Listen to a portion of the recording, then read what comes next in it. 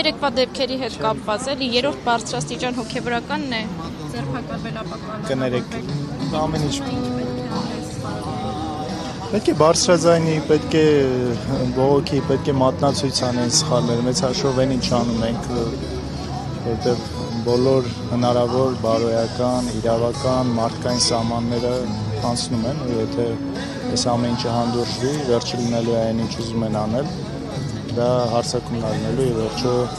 մարտաճառի վրա։ Պարոն Քոչարյան, 3 շուրջ 8 գուցե 10 ժամ հայտնի չէ թե որտեղ է մահվում բարձրաստիճան հոգեվորականի եւ այդ ֆոնին ընդդիմադիրները կարծես թե այդքան էլ անհանգստացած չէին, չտեսանք որևէ գործոն քայլեր, բողոք այդ ամենի ֆոնին, հասարակությունը եւ ընդդիմությունը հաշտ են այս ամենի հետ ինչ որ կատարվում է։ Ինչպես կարող են հաշտ լինել։ Տեսեք հիմա դատավորությունն է ընթանում, որտեղ մեր գործընկերները Արթուր Սարգսյանն էլ կալանավորված, այդքան մարդիկ են կալանավորված, բոլորս ինքներս անցնում ենք տարբեր քրեական գործերով, իմ հետ կապված կա քրեական գործեր, շատ-շատերի հետ, այսինքն էս 7 տարիների պայքարը այնպես չէ որ հեշտադրվում ընդդիմությանը, հասկանում եք մենք շատ ժամանակ չենք բարձրաձայնում, բայց ինչպես կարելի է ասել ընդդիմությունը թեթև տանում կամ հնարավոր է հաշտի այս ամեն ինչի հետ։ Դուք չեք տեսնում ինչ կարգի ռեպրեսիաներ են, բռնաճնշումներ են, ինչի մասին է խոսքը։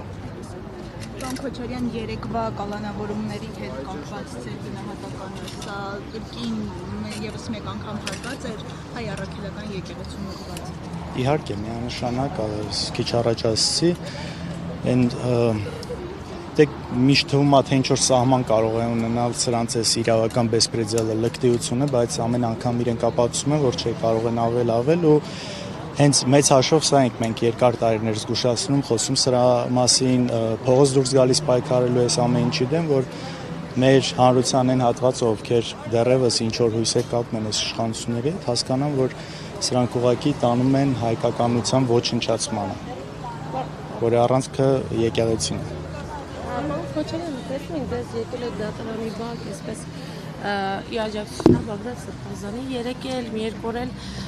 Սամվել Կարապետյանի դատավարությունն է լինում, բայց կարծես ձեզ չեք նկատել, հիմա չեն դիմադիր դաշտում այդ գործում, ինչու՞։ Ձեր աջակցությունը ֆիզիկապես դատարանի բակում։ Դեք ես եղել եմ շատ տարբեր դատավարությունների ընթացքում, թե Սամվել Կարապետյանի, թե այս դատավարությունը, թե շատ ուրիշ դատավարություններ, մենք ես օրինակ երեք ցերեկ այցելել ենք ես Իշխան Սաղաթելյանը եւ Աղվան Վարդանյանը այցելել ենք նաեւ Բագրատ Սրբազանին տեսակցության, այսինքն մենք այս ամեն ինչի մեջ ենք, եթե ինչ որ միտեղ կոնկրետ մեզնից մեկը չի լինում, դրանից չի կարելի ուրիշ ենթադրություններ անել։ Մեր մյուս գործընկերներն են եղել են այնտեղ, այնպես որ թիմային աշխատանքը պետք չի այսպես անհատական։ Քոչարյան, տեսեք, ընդդիմադիր դաշտում մի տեսակ շատ խանդով են վերաբերվում մեկը մյուսին, օրինակ ձեր կոնկուրենտ այսպես ընդդիմադիր թևերը, օրինակ ձեզ են մրցակից համարում հիմնականում, ու նաև Սամվել Կարապետյան։ Դուք օրինակ Սամվել Կարապետյանին կամ նրա կողմից ձևավորվող ուժին ընտրություններին մրցակից համարելու եք։ Գիտեք, եթե տարբեր ուժերով մասնակցում ես ընտրություններին, կամա թե ակամա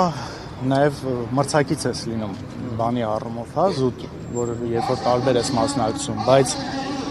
իսկապես այն ուժերը, ովքեր իսկապես պայքարում են այս իշխանությունների դեմ, կա այն համոզմունքը, որ այդ ուժերը չեն միանալու որևէ կերպ քաղաքացիական պայմանագրին, ես շատ լավ եմ նայում այդ ուժերի մասնակցությունը, ովքեր իրապես շանս ունեն հաղթահարելու։ Ոնց է կազմակերպելու այդ գործընթացը, որ մեկը մյուսին չխանգարեք, մեկը մյուսից ձայն չփախցնեք, իրար դեմ չպայքարեք տակից, կողքից, բացահայտ։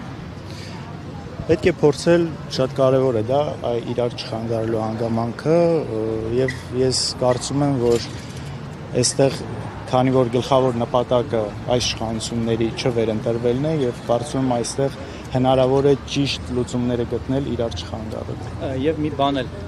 քանի որ ձեզ եմ տեսել, ձեզ հարցեմ, մյուսներին էլ այդ նույն հարցը կտամ։ Դուք տեսնում եք, որ ձեր դեմ օրինակ ընդդիմադիր այլ ուժերից պայքարում են հիմա, ձեր ոտքի տակը փորում են կամ ինչ-որ մեթոդներով ձեր դեմ պայքարում են։ Կա, իհարկե կա։ Տեսել ենք, մենք դրա մասին բարձրաձայնել ենք։ Տարբեր հիմա անկեղծ չեմ ուզում դրա վրա ես կենտրոնանամ, բայց կա նման բաներ, ինչ որ դեպքեր կա, որ նաև ըմբռնումով ենք մոտենում, ուզում են ինչ որ ուժեր ընդդիմադիր դաշտում տեղ զբաղեցնել, ավելի ամուր տեղ զբաղեցնել եւ ինչ որ ժամանակ Ձեր միգուցե հաշվին, թե մտածում են, իրաց ինչ որ ժամանակ միգուցե մտածում են, որ մեզ կամ մեր ինչ որ գործողությունների հետ համաձայն չլինելով կամ ինչ որ բաներ մեր դեմ խոսելով միգուցե մտածում են, որ կարող են այսպես իրենց տեղը ավելի ամրացնել կամ տեղը ունենալ ընդհանրապես ընդդիմադիր դաշտում, ըմբռնումով ենք մոտենում։ Շատ դեպքերում իհարկե անցնում է թույլատրելի սահմանները միգուցե, բայց փորձում ենք ըմբռնումով մոտենալ։ Պարոն Քոչարյան, նոր ձևավորված մեր ձևով շարժումը ինքը բացառել է հայտարարության տեսքով որևէ համագործակցություն նախկին նախագահների հետ։ Ինչու չեն եւ ասում են մենք շատ մաքուր ներկա ունենք, այսինքն անցյալից այսպես շակերտավոր կեղտոտ մարդիկ չկան ներկայանում։ Ինչու են համարում այսպես նախկին նախագահներին Սիմերին կեղտոտ եւ ինչու են բացառում համագործակցությունը, արդյոք ժողովրդի աշխում հաշվի են առնում, չգիտեմ, շոր բան, որ ցածր վարկանիշ ունի կամ ձեր ներկայությունը գուցե իրենց վարկանիշին վնասի։ Դեք այդ հարցը երևի թե ինձ չի ուղղված, իրենց է ուղղված, ես չեմ ուզում ենթադրություններ անել, բայց խոսքը գնում է նախընտրական դաշինքներ կազմելուն, ինչին ես շատ նորմալ եմ նայում, առանձին ուժ են ունեն իրենց ծրագրերը, ուզում են առանձին մասնակցել եւ այսինքն ինչն է այստեղ ոչ նորմալ կամ ձեր ասածի մեջ նորմալ է ձևավորելու որևէ ուժի հետ նախընտրական։ Տեսեք, նախընտրական, ինչպես արդեն ասվել է, ավելի մանրամասն ընտրությունների մասնակցության ֆորմատի դաշինքի, ովքեր կարող են ներգրավացնել, մենք ամիսներ հետո դրա մասին կխոսենք, այս պահին ավելի մանրամասնելու բան չունեմ այս մասով։ Տեսեք, քանի որ դուք ձեր թևը, ձեր հայրը քաղաքական ուժ չունեք, կուսակցություն չունեք, բայց քաղաքական թիմ ունեք, չնայած կոնկուրենտ օֆիսից ասում են 18 աջակիցներ կամ 19 երևի։ Ինչ որ է, քանի հոգի ուզում լինի։ Հիմա դուք ո՞նց եք պատկերացնում, էլի Հայաստան դաշինքի ձևաչափով, անունը էլի մնալու է Հայաստան դաշինք, թե այլ ձևաչափ, ովքեր են լինելու Հայաստան դաշինքի մեջ, էլի դաշնակցությունն է լինելու, թե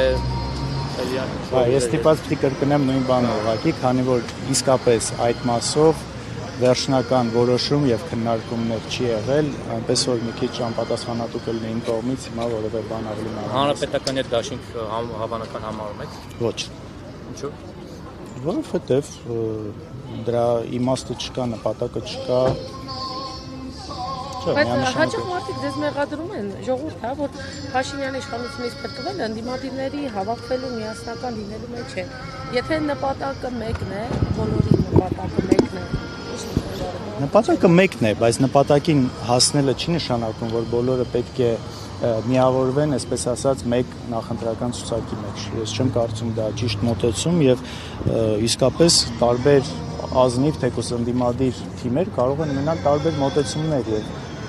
այս մեկ ցուցակում ընդգրկվելը չեմ կարծում, որ որևէ մեկին այս առումով ճիշտ օգուտ կտա։ Իհարկե միավորումներ պետք են, ավելի մեծ բլոկներ են պետք լինելու, ավելի փոքր կուսակցությունները, քիչ վարկանիշ ունեցող կուսակցությունները կարծում եմ սխալ կլինի առանձին մասնակցելը, ավելի ճիշտ է ճիշտ հաշվարկված միավորումներով գնալ։ Եվ նաև ձեր սոցիալական ցանցերին հետևելով այսպես նկատել եմ, որ մարզեր եք գնում, հա, հանդիպումներ եք ունենում, եւ սա կարելի է համարել նախընտրական ինչ-որ այցեր եք, քաղաքական զրույցներ է մարդկանց հետ եւ ինչ տպավորություններ կան մարդկանց ապրումներից։ Եթե հետևում եք իմ սոցիալական ցանցերին, կտեսնեք, որ դա նոր չի, դա վաղուց է արվում, դեռևս անցած տարվա սկզբներից սկսած, նախ անցած տարվա վերջերից սկսած, այսինքն սա նոր բան չի։ Միջևին падգամավոր դառնալը, եթե չեմ սխալվում, մեր падգամավորները անում էին այդ այցերը, սա մշտական բան է, որը արվել է եւ շարունակելի է արվել։ Մի մոռացեք հետևել մեզ Facebook-ում, ինչպես նաև բաժանորդագրվել մեր YouTube-յան ալիքին։